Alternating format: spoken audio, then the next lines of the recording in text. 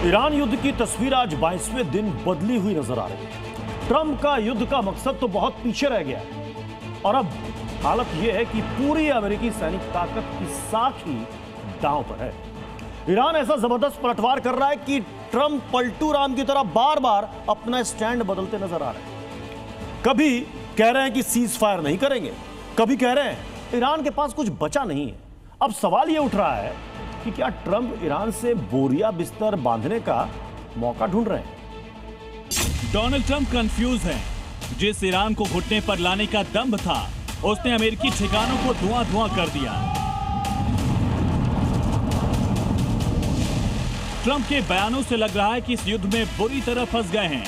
उनके बयानों से उनकी बौखलाहट साफ झलक रही है। कभी वो युद्ध को आगे ले जाने की सोचते हैं तो कभी पीछे। सिर्फ 60 मिनट में युद्ध को लेकर उनके दो अलग अलग बयान बता रहे हैं कि वो मझधार में फंसे हुए हैं।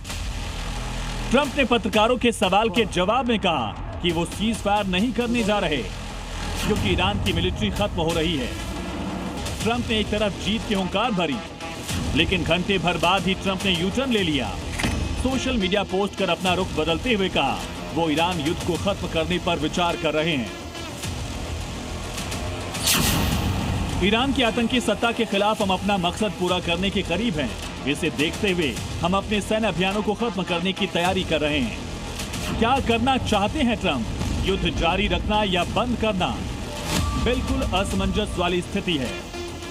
तो क्या ईरान युद्ध ट्रंप के लिए उस दौर में पहुंच गया है जो ना तो निगलते बन रहा है ना तो उगलते? एक तरफ बकौल ट्रंप सीज फायर नहीं करेंगे, दूसरी तरफ ट्रंप कह रहे हैं सैन्य अभियान खत्म करने की ओर बढ़ रहे हैं। और अब ट्रंप के कंफ्यूजन का नया लेवल क्या है, ये भी सुन लीजिए।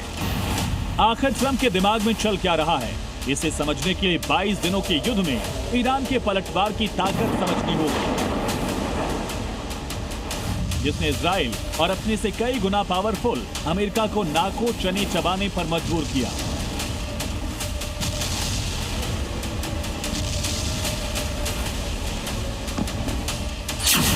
ट्रंप ने सोचा था युद्ध चंद दिनों की बात है।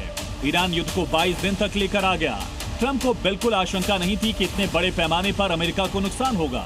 जबकि अमेरिकी बेस फाइटर जेट युद्धपोत पर हमले हुए, ट्रंप को उम्मीद नहीं थी कि करोड़ों अमेरिकी डॉलर फूकने होंगे। कुछ रिपोर्ट के मुताबिक युद्ध में अमेरिका अब तक $12 बिलियन से ज्यादा खर्च कर चुका है।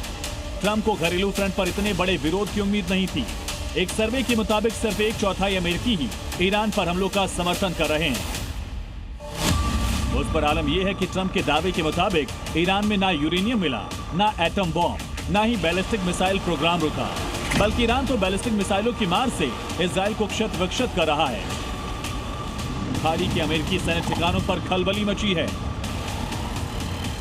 सवाल उठ रहा है कि क्या ट्रंप अब महायुद्ध से बाहर निकलना चाहते हैं और निकलने के लिए किसी इज्जत भरी राह की तलाश कर रहे हैं?